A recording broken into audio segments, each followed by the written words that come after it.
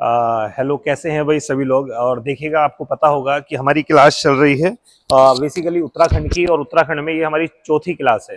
तो जैसे कि आप जानते हैं, इतिहास में हमने चंद्रवंश स्टार्ट किया था और 3 क्लासें हो चुकी हैं। और आज की क्लास में जो बचे हुए शासक थे, 4-5 चंद्रवंश के रह गए थे, वो हम कंप्लीट करेंगे। तो ये बहुत लंबी क्लास तो नहीं रहेगी, छोटी रहेगी। और इस क्लास में चंद्रवंश के जितने शासक हैं वो कंप्लीट हो जाएंगे, और उनके लगभग कुछ उनसे रिलेटेड 35-40 क्वेश्चंस वो भी हम क्लास के साथ कंटिन्यू करते हुए चल ही रहे हैं। अच्छे क्वेश्चन हैं, ठीक है, उनको आप तैयार रखिएगा। और देखिएगा, इसके बाद में मैं अगली क्लास में आपको कराऊंगा चंद्रवंश की व्यवस्था। तो मैं कोशिश करूंगा कि संपूर्ण चंद्रवंश की व्यवस्था आपको एक क्लास में करा दूं। उससे फायदा ये होगा कि एक साथ आपको पीडीएफ मिल जाएगी। अच्छा, ये सब पीडीएफ जो है, अभी तक जो 4 क्लास हुई हैं उनकी पीडीएफ मैंने एक साथ कंपाइल कर दी है, साथ में थ्योरी भी और उसके बाद में आपके क्वेश्चंस भी। लगभग 66 या 67 इसमें स्लाइड्स हैं। तो इन स्लाइड्स को आप निकाल भी सकते हैं और अपना पढ़ाई कर सकते हैं, ठीक है।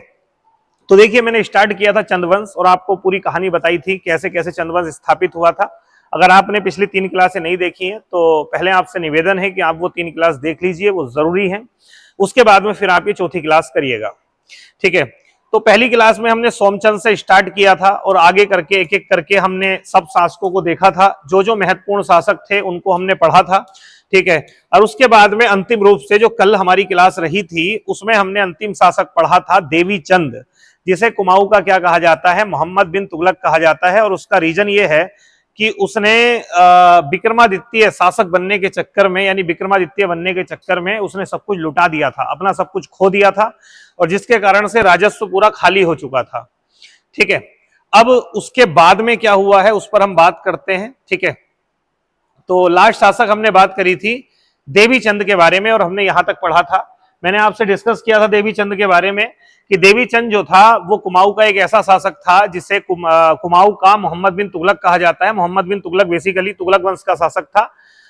उसे भी मूर्ख शासक कहते थे। रीजन क्या था, उसने भी अपना राजस्व अपनी योजनाओं के तहत पूरा खाली कर दिया था। बहुत सारे उसने ऐसे काम किए थे और देवी चंद भी वही था। लेकिन देवी चंद से एक और इंपॉर्टेंट बात यह थी जो मैंने कल आपको बताई थी कि उसने एक अफगान सेनापति नियुक्त किया था जिसका नाम था दाऊद खां। तो ये कई बार एग्जाम में पूछ लेता है। अब देवी चंद के बारे में क्या हुआ, देखिए अब अंत चल रहा है। देवी चंद के बाद में अगला शासक बना था अजीत चंद। तो अजीत चंद जो शासक बना था इतना महत्वपूर्ण शासक नहीं था, और अजीत चंद एक तरीके से कठपुतली शासक था क्योंकि उसके यहाँ पर जो दरबारी थे उनका प्रभाव बहुत ज्यादा था, ठीक है। उसके बाद में क्या हुआ, अजीत चंद के बाद में जो एक शासक गद्दी पर बैठा उसका नाम था कल्याण चंद पंचम। यार, चंद शासकों में ना जाने कितने कल्याण चंद हुए हैं।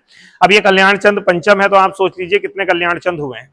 लेकिन कल्याण चंद में आपको 2 ही शासक ध्यान रखने हैं। एक तो मैंने आपको बताया था बालो कल्याण चंद, जिसके बचपन का नाम बालो था, और जो भीष्म चंद का दत्तक पुत्र था बालो कल्याण चंद, जिसके बारे में आपने पढ़ा होगा कि उसने लाल मंडी का किला बनवाया था अल्मोड़ा में, ठीक है। तो ध्यान रखिएगा, एक बालो कल्याण चंद इंपोर्टेंट है। उसके बाद ये है एक कल्याण चंद पंचम।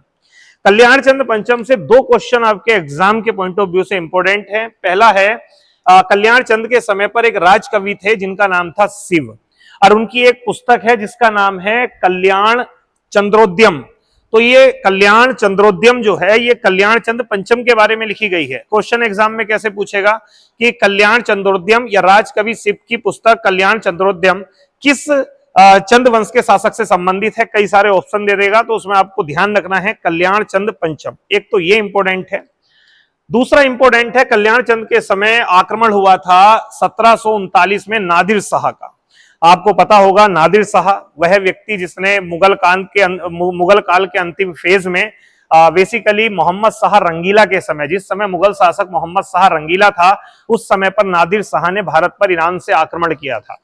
और नादिर शाह वो व्यक्ति था जिसने जम करके दिल्ली को लूटा था। और शायद आपको पता होगा कि जो तख्ते ताउस था, यानी मुगलों का जो तख्ते ताउस था, जो सिंहासन था, जो कि शाहजहां के समय बनाया गया था, बेसिकली उसको मयूर सिंहासन को यहां से उठा करके ले गया था। और आपको एक बात सुनकर के आश्चर्यचकित होना पड़ेगा, वो ये कि जो वो तख्ते ताउस था उसमें लगा हुआ था एक कोहिनूर हीरा, और जो वो कोहिनूर हीरा था वो भी नादिर शाह ही ले गया था।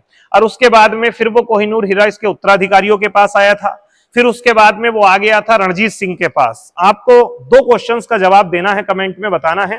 पहला कि जो पंजाब के राजा रणजीत सिंह थे उनको कोहिनूर हीरा किसने दिया था, एक तो ये आपको बताना है, और दूसरा आपको बताना है कि जो तख्ते ताउस था उसका निर्माण शाहजहां के समय हुआ था, तो वो करने वाला व्यक्ति कौन था, यानी कौन कारीगर था जिसने उसको बनाया था। ठीक है, बता दीजिएगा। ठीक है, ऐसे ही एक फैक्ट है।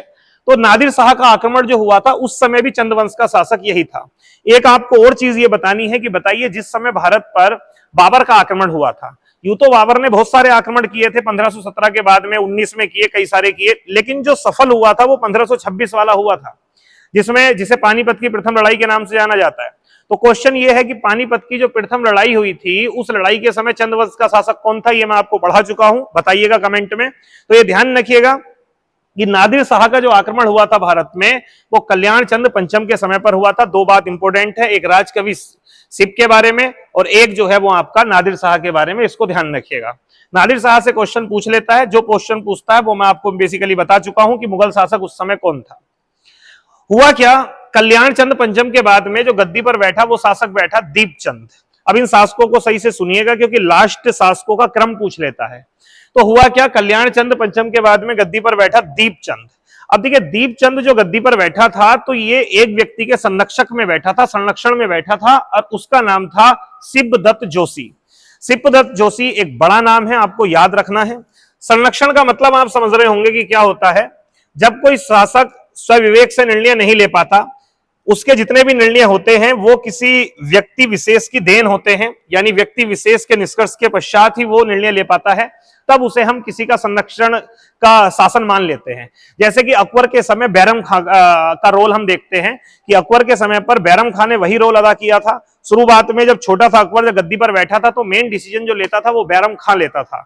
और यही कारण है कि जब दीपचंद गद्दी पर बैठा तो इस समय पर मेन प्रभाव था सिब्बदत्त जोशी का, स्टार लगा देना इस पर।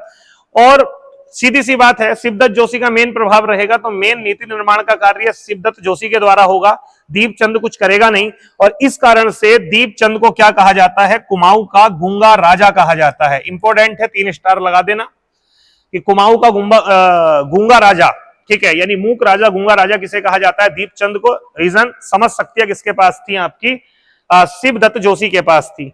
एक दूसरी बात और है कि जो सिब्बदत्त जोशी हैं इन्हें कुमाऊं का बैरम खां कहते हैं, यानी वही वाली बात जो अकबर के समय पे जो काम बैरम खां ने किया था, सलाहकार की भूमिका निभाई थी, वही काम यहां पर सिब्बदत्त जोशी ने किया, इसलिए इन्हें क्या कहा जाता है, कुमाऊं का बैरम खां कहते हैं।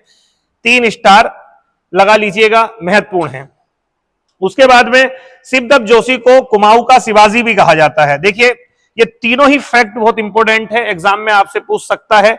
कुमाऊं का गूंगा शासक, अच्छा अब आप मुझे बताइएगा, ठीक है, कमेंट में कि कुमाऊं का मोहम्मद बिन तुगलक किसे कहते हैं, तो ये तो आपको पता होगा। एक है कि बिलासी शासक किसे कहा जाता है, ये भी आप बताइएगा। एक है लखुली विराली किसे कहा जाता है, ये भी आप बताइएगा, ठीक है। तो हालांकि हम इन सबको क्वेश्चंस में आगे देख लेंगे, लेकिन मैं पढ़ा चुका हूं इसलिए मैं आपसे पूछ रहा हूं। ऐसे मत सोचिएगा कि मैं सब कुछ आपसे पूछ रहा हूं, पढ़ा चुका हूं आप लोग, ठीक है। तो दीपचंद के बारे में ये बात ध्यान रखिएगा। दीपचंद के समय संपूर्ण शक्ति सिब्बदत्त जोशी के हाथों में थी, जिसने जागेश्वर मंदिर को 8 गांवों की जागीर भेंट की थी, ठीक है। वो तो कई शासकों ने ऐसा कुछ ना कुछ किया ही है। 1764 में सिब्बदत्त जोशी की मृत्यु के पश्चात कुमाऊं में अराजकता और अशांति का माहौल फैल गया। कहते हैं जब सिब्बदत्त जोशी की मृत्यु हो गई थी तो अराजकता का माहौल हो गया, अशांति का माहौल हो गया, गृह युद्ध की स्थिति बन गई और राज परिवार के सदस्य राजा बनने के लिए आतुर होने लगे, ठीक है। तो यह ध्यान रखना है। कल्याण चंद्र पंचम के पश्चात जो गद्दी पर शासक बैठा था उसका नाम था दीपचंद, ठीक है। दीपचंद के बाद में क्या होता है, दीपचंद के बाद में एक व्यक्ति जो कि परिवार का ही सदस्य था वो गद्दी पर बैठ जाता है और जिसका नाम था मोहनचंद, जिसका नाम था मोहनचंद, या जिसे मोहन गोसाई के नाम से भी जाना जाता है। तो अगला शासक जो गद्दी पर बैठा है वो बैठा है मोहनचंद। ध्यान रखिएगा, कल्याण चंद पंचम के बाद में गद्दी पर बैठा दीपचंद और दीपचंद के बाद में गद्दी पर बैठा है आपका मोहनचंद, गद्दी पर बैठ गया। अब जब मोहनचंद गद्दी पर बैठा तो ये कुछ लोगों को मतलब कि सही नहीं लगा और उसमें एक मेन व्यक्ति था जिसका नाम था आपका हर्षदेव जोशी। तो हर्षदेव जोशी को यह चीज सही नहीं लगी और ऐसे में हर्षदेव जोशी ने चाणक्य बुद्धि अपनी लगाई और ऐसे में कोशिश करी कि मोहनचंद को सत्ता से हटाया जाए। अब इस समय पर जो गढ़वाल का शासक था उसका नाम था ललित शाह। तो हर्षदेव जोशी ने कोशिश करी कि गढ़वाल का शासक यहां पर आक्रमण करे और मोहनचंद को हटा दे, और हुआ भी कुछ ऐसा। हुआ यह कि हर्षदेव जोशी ने ललित शाह को कुमाऊं पर आक्रमण करने के लिए निमंत्रण दिया, और कहते हैं कि ललित शाह ने कुमाऊं पर आक्रमण किया और आक्रमण करने के पश्चात मोहनचंद को पराजित कर दिया और सत्ता मोहनचंद के हाथों से निकल गई, और फिर सत्ता आ जाती है ललित शाह के पास। और ऐसे में ललित शाह का एक पुत्र था जिसका नाम था प्रद्युमन शाह। तो ललित शाह ने प्रद्युमन शाह को कुमाऊं वाला क्षेत्र दे दिया, यानी फिर जो सत्ता पर बैठने वाला शासक हुआ उसका नाम था प्रद्युमन शाह।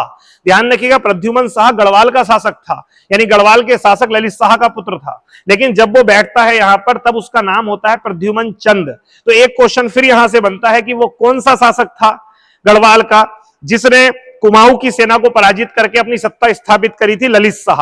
और गद्दी पर कौन बैठा था? उसका पुत्र बैठा था, उसने यहाँ की गद्दी संभाली थी जिसका नाम था प्रद्युमन शाह। ये बात आगे और डिटेल से क्लियर होगी जब मैं आपको पवार वंश पढ़ाऊंगा गढ़वाल का। ठीक है, तो मोहनचंद, मोहन गोसाई बाज बहादुर चंद की संतान हरि सिंह गोसाई का पुत्र था। इतना इंपॉर्टेंट नहीं है, उतना नहीं पूछेगा।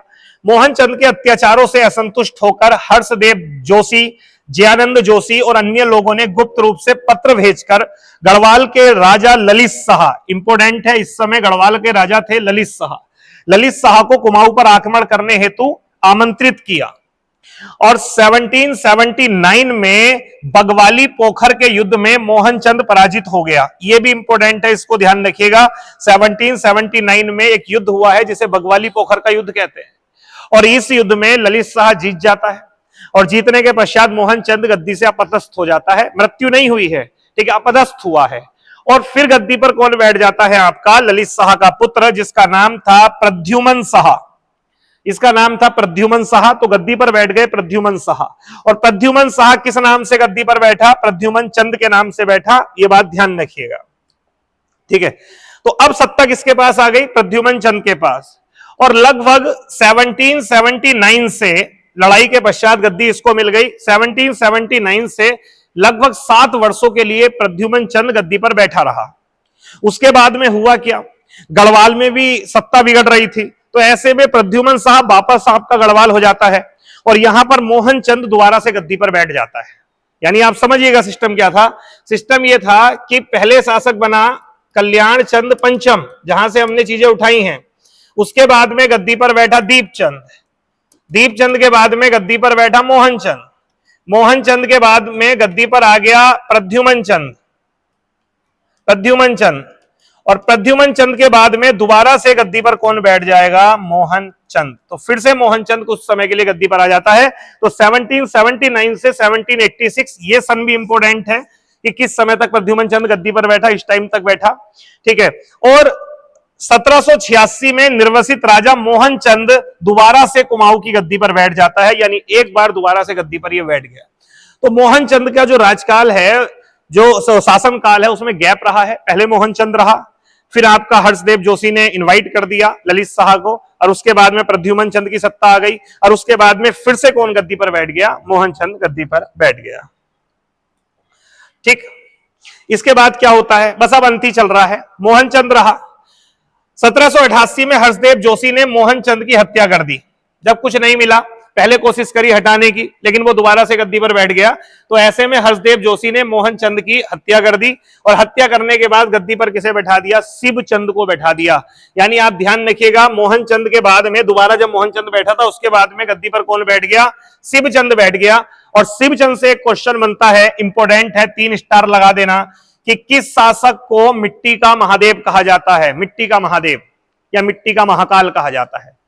मिट्टी का महाकाल इसलिए कहा जाता है, नाम शिवचंद है, नाम शिव है, महादेव वाला है, लेकिन काम कुछ नहीं किए, तो काम कुछ ना करने के कारण से मिट्टी का महादेव कहा गया है। यह बात ध्यान रखिएगा, इंपॉर्टेंट है। तो मोहनचंद के बाद में कौन गद्दी पर बैठ गया? शिवचंद गद्दी पर बैठ गया। और फाइनली 1788 में अंतिम चंद शासक महेंद्रचंद गद्दी पर बैठा, जिन्होंने सन 1790 तक शासन किया, और 1790 में अल्मोड़ा पर गोरखा राज स्थापित हो गया। मैं आपको बता दूं, चंद वंश का जो अंतिम शासक था उसका नाम था महेंद्रचंद, और महेंद्रचंद 1788 में गद्दी पर बैठा, और 1790 में गोरखाओं का आक्रमण हो गया, और गोरखा इस लड़ाई में जीत गए, और उसके पश्चात जो चंद सत्ता थी वो गोरखों के अधीन चली गई। 1790 में चंद सत्ता गोरखों के पास आ गई और ये मान लीजिए फिर तो मामला छिन्न भिन्न हो गया और चंद सत्ता लगभग छिन्न भिन्न होकर के बिखर गई। लेकिन अभी भी गढ़वाल में पवार वंश जीवित था और अभी भी वहां का शासक प्रद्युमन शाह है।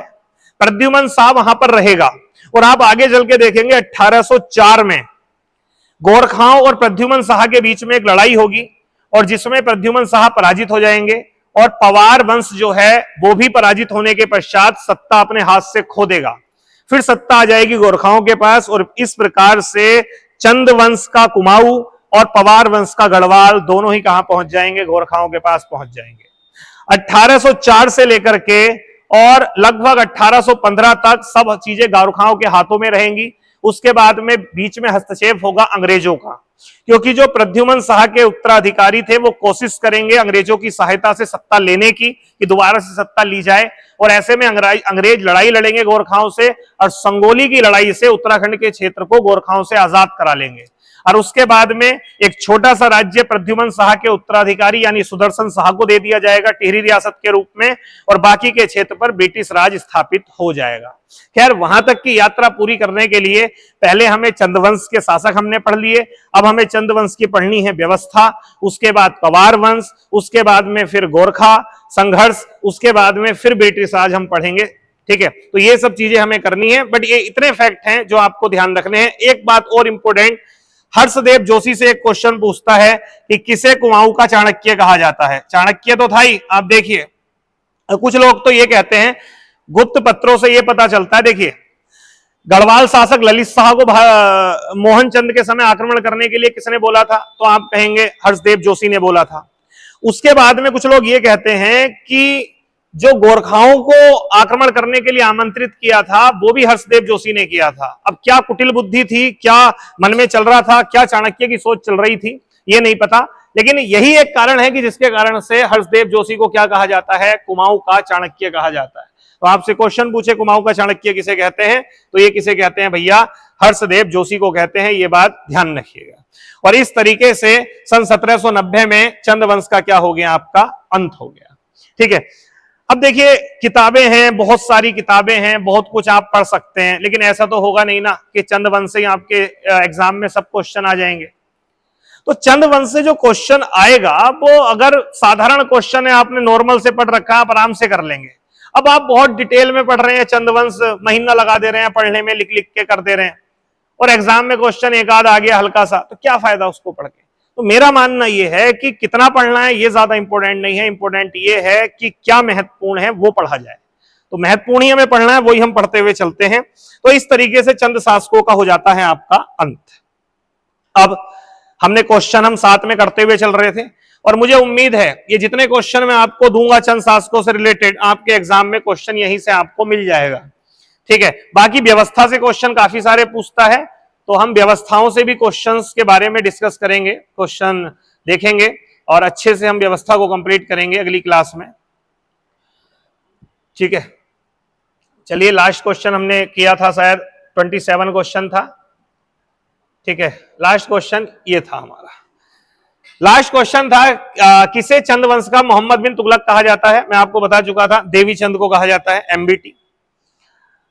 अगला क्वेश्चन है कल्याण चंद्रोद्यम पुस्तक किस चंद शासक से संबंधित है? इसमें ऑप्शन एक है, अच्छा बालो यहां आ गया है, ऑप्शन एक है बालो कल्याण चंद। ठीक है, टाइपिंग मिस्टेक है, टाइपिस्ट से हुई है। ऑप्शन एक है बालो कल्याण चंद्र, कल्याण चंद्र प्रथम, कल्याण चंद्र द्वितीय, कल्याण चंद्र पंचम। तो ध्यान रखिएगा किससे रिलेटेड है? कल्याण चंद्र पंचम से रिलेटेड है। ठीक है, तो ये ध्यान रखिएगा, इंपॉर्टेंट है। और ये किसकी रचना है? आपकी राजकवि शिव की रचना है, ये बात भी ध्यान रखिएगा। नेक्स्ट अगला क्वेश्चन है कौन सा कथन असत्य है? ध्यान से पढ़िएगा। पहला, भारत पर बाबर के आक्रमण के समय चंद शासक ताराचंद था, बताइए सही है या गलत? मैं पढ़ा चुका था आपको, तो आपको पता चलेगा जब मैंने शायद ये तीसरे लेक्चर में डिस्कस किया था आपसे कि जो बाबर का आक्रमण हुआ था पानीपत की खास करके लड़ाई 1526 वाली, उस समय पर चंदवंश का शासक कौन था? ताराचंद था, सही है। नादिर शाह का आक्रमण 1739 में हुआ था, सही बात है। भारत पर बालो कल्याण चंद का शासन था, नहीं, ये गलत है भाई, बालो कल्याण चंद का नहीं था, बल्कि किसका था? कल्याण चंद पंचम का था, कल्याण चंद्र पंचम का शासन था। तो ये वाला गलत हो गया स्टेटमेंट। अगला, रुद्रचंद्र अकबर के व लक्ष्मी चंद अकबर व जहांगीर के समकालीन थे। बिल्कुल सही बात है, मैंने आपको बताया था चंद वंश का शासक रुद्रचंद्र अकबर का समकालीन था। ठीक है, और लक्ष्मी चंद अकबर, इसने थोड़ा समय अकबर का भी देखा है और ज्यादा समय जहांगीर का देखा है। और आपको पता होगा कि तुजु के जहांगीरी में यह बात करीबी है, की गई है कि भाई लक्ष्मी चंद का जो पिता था रुद्रचंद, उसने अकबर से भेंट करी थी और उसी प्रकार से उसका पुत्र लक्ष्मी चंद जहांगीर से भेंट करने के लिए आया था। यह बात उसमें लिखी हुई भी है, तो यह वाला स्टेटमेंट भी सही है। अगला है, चंद वंश के अंतिम शासक महेंद्र चंद के समय गोरखा राज कुमाऊं पर स्थापित हुआ। सही बात है, तो यह भी सही है, यह भी सही है, यह भी सही है। गलत कौन सा है? बी। क्वेश्चन पूछा है असत्य होगा, तो कौन सा सत्य होगा? बी असत्य होगा। ठीक, नेक्स्ट अगला प्रश्न है, बरस भइयो 80, यानी 80 वर्ष हो गए हैं, बुद्धि गई 80, और बुद्धि खिसक गई है। जैसे कहते हैं ना आम भाषा में, भाई उम्र निकल जाती है तो वो उम्र ज्यादा हो जाने पर जो बुद्धि है वो सट्टिया जाती है, तो इसका मतलब वही है। नामक लोकोक्ति किस चंद शासक के लिए प्रचलित है? ये शायद हमने डिस्कस नहीं करा था, तो कोई बात नहीं है, आप इसे नोट कर लीजिएगा, महत्वपूर्ण है।